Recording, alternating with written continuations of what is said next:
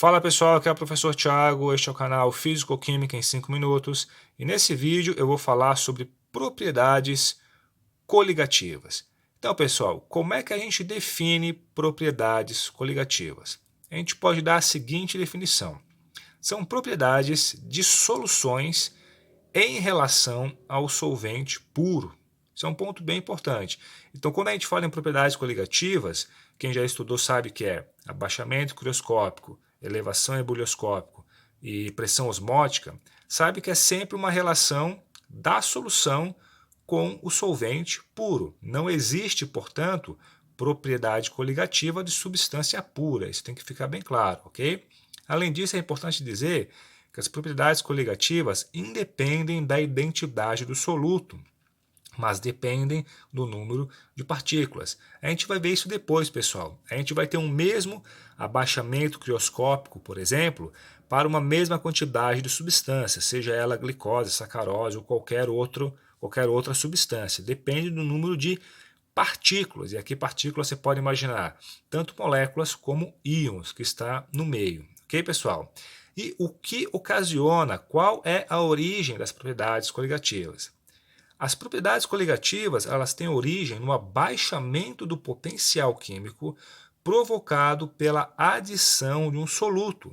Então, todas as propriedades coligativas se originam desse fato.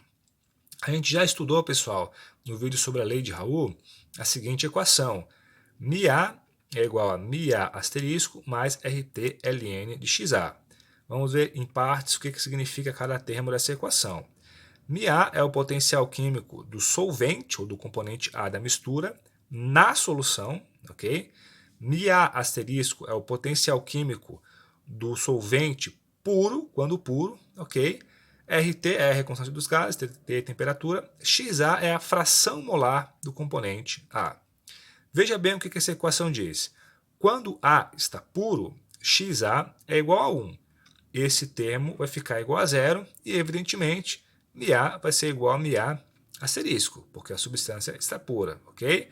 Quando a substância não estiver pura, ou seja, se eu tiver colocado um soluto e dissolver o soluto nesse solvente, XA vai ser um número entre 0 e 1, ok? Nesse caso, todo esse termo vai ficar negativo, porque o ln de um número que está entre 0 e 1 vai ser sempre negativo. Ou seja, o potencial químico do solvente na solução vai ser igual ao potencial químico do solvente puro menos um certo fator. Ou seja, a adição no soluto abaixa o potencial químico do solvente. Isso é um ponto bem importante, ok?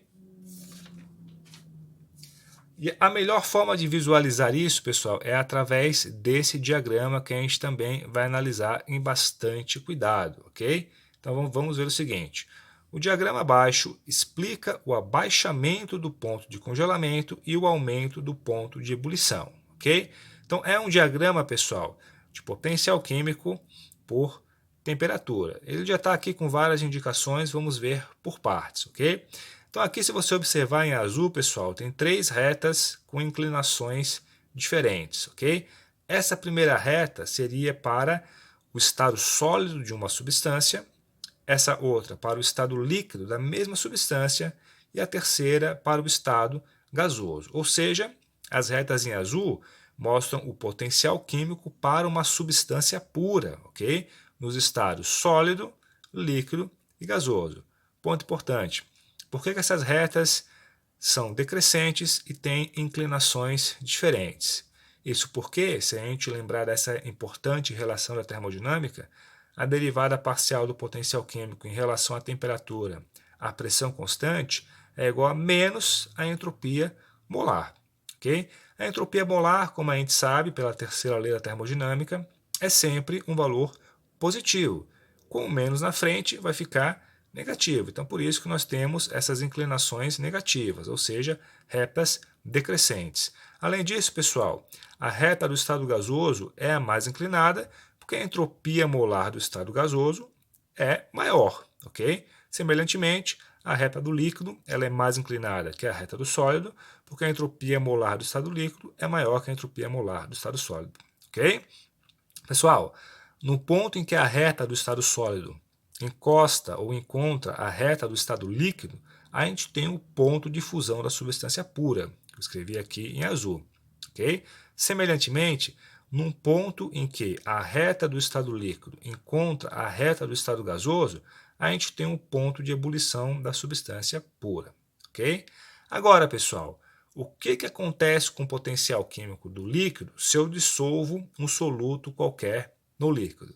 Como a gente viu, o potencial químico vai abaixar, ok? Então, essa reta que eu escrevi aqui pontilhado em preto é a reta do potencial químico para a solução líquida, ok? Então veja aqui agora, pessoal, o que acontece com os pontos de ebulição e com pontos de congelamento. Então veja bem, no ponto em que a reta da solução encontra a reta do solvente sólido puro, isso aqui é um ponto bem importante, a gente vai ter o ponto de fusão da solução. Então, se a gente comparar com o ponto de fusão da substância pura, a gente observa que houve uma redução, ok? Agora, se nós olharmos o ponto em que a reta da solução encontra a reta do solvente puro no estado gasoso, a gente vai ter que o ponto de ebulição da solução vai ser esse aqui, ó. Então a gente observa um aumento do ponto de ebulição. Então esse gráfico ele é bem útil porque de uma única maneira, numa tacada só, digamos assim, a gente explica o abaixamento do ponto de congelamento e o aumento do ponto de ebulição. Isso é em decorrência do fato de que a adição de um soluto reduziu a reta do líquido, que era essa, para essa reta aqui, pessoal. Ok? Tem um ponto muito importante que está implícito aqui, e que eu vou discutir em mais detalhes num outro vídeo em que eu vou fazer a dedução dessa equação, mas que é o seguinte: nessa análise gráfica que a gente fez, e na análise matemática que vem depois, a gente está assumindo que o soluto não é volátil e não forma solução sólida com o solvente, ok? Basicamente eu estou dizendo que o soluto não vai interferir na reta do potencial químico do solvente sólido, nem na reta do potencial químico do solvente no estado gasoso. Ele vai influenciar apenas no estado líquido. É isso que essa condição quer dizer, ok, pessoal? Isso é bem importante para a dedução matemática que vem depois. Nós veremos, pessoal, que a magnitude da variação dos pontos de congelamento e de ebulição é dada por essa equação bem simples. ΔT vai ser igual a uma constante, pode ser a constante crioscópica ou ebulioscópica, dependendo do caso. B, que é a molalidade, que é o número de mol de soluto pela massa de solvente. A gente vai deduzir essa equação em um outro vídeo, ok, pessoal? Você também pode encontrar essa equação com menos aqui na frente, dependendo de como que o livro faz a dedução.